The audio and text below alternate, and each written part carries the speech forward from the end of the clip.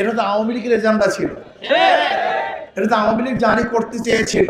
আওয়ামী লীগ গানের শিক্ষক নিয়োগ দিবে, কিন্তু মুসলমান এবং উলামায়ে কেরামের আন্দোলনের কারণে নিতে পারে নাই। গানের শিক্ষক নিয়োগ দিবেন, এটা কি জাতীয় কোনো শিক্ষা? গান কি আমাদের বাংলাদেশের জাতীয় কোনো শিক্ষা? যদি গান বাংলাদেশের জাতীয় শিক্ষা না হয়, তো জাতীয় ভাবে সেটার শিক্ষা দেওয়ার জন্য প্রস্তুতি নিচ্ছেন কিভাবে? আমাদের ধর্মীয় শিক্ষা জাতীয় শিক্ষা, যেহেতু মুসলমানদের জন্য ধর্ম শিক্ষা করা ফরজে আইন। কোন মুসলমান ধর্মীয় শিক্ষায় শিক্ষিত না হলে সে মুসলমান হতেই পারবে না। কাজী জাতীয় শিক্ষা উচিত ধর্মীয় শিক্ষা। যদি কলেমা শিখতে না পারে, শুদ্ধভাবে বলতে না পারে, সেটা মুসলমান না। সূরা ফাতিহা সূরা যদি শুদ্ধভাবে পড়তে না পারে, তার তো নামাজই হবে না। এজন্য নবী আলাইহিস সালাতু ওয়াস সালাম বলেছেন, প্রত্যেকটা নর নারীর উপরে দ্বীনি ইলম শিক্ষা করা ফরজে আইন। কাজী 92% মুসলমানদের দেশে ফরজে আইন কিভাবে বাস্তবায়ন হবে, এটা সরকারের দায়িত্ব। এই দায়িত্ব সরকারকে পালন করতে হবে। কাজে প্রত্যেকটা ধর্মীয় প্রতিষ্ঠানে ধর্মীয় শিক্ষা অর্থাৎ ইসলাম শিক্ষা দেওয়ার শিক্ষক নিয়োগ দিতে হবে। যদি নিয়োগ দিতে না চান, তাহলে আমি ইউনূস সরকারকে বলবো আপনাকে নিয়োগ দেওয়ার জন্য বাধ্য করব। আমরা দেখেছি আপনি নিরপেক্ষতা হারিয়ে ফেলেছেন। আমি বলবো ইউনূস সরকার সাহেব, আপনি আর নিরপেক্ষ নাই, আপনি নিরপেক্ষতা হারিয়ে ফেলেছেন। আন্দোলন করেছি আমরা, সংগ্রাম করেছি আমরা, রাস্তায় ছিলাম আমরা, বুলেটের সামনে ছিলাম আমরা, ট্যাঙ্কের সামনে ছিলাম আমরা, রাস্তায় জীবন দেওয়ার জন্য প্রস্তুতি নিয়েছিলাম আমরা।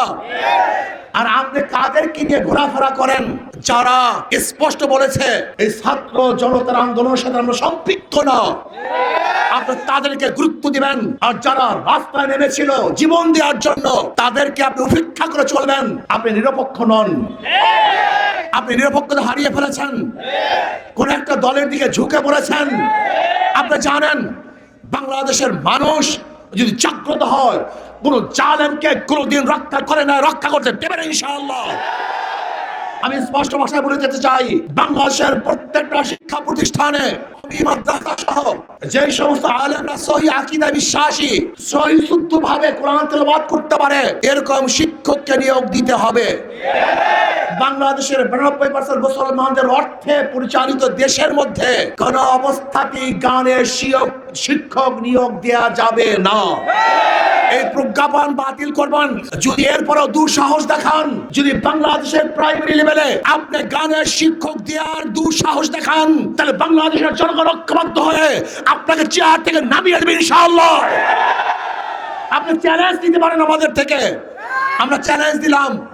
আজকে বাইতুল মুকাররমে যে সমস্ত মানুষগুলি নামাজ পড়েছে, আল্লাহকে সিজদা দিয়েছে, যদি আমরা এই বাইতুল মুকাররমের মানুষগুলি, মুসল্লিগুলি যদি ঐক্যবদ্ধভাবে আন্দোলন করি, তাহলে ইউনূস সাহেব আপনি একদিনও টিকতে পারবেন না।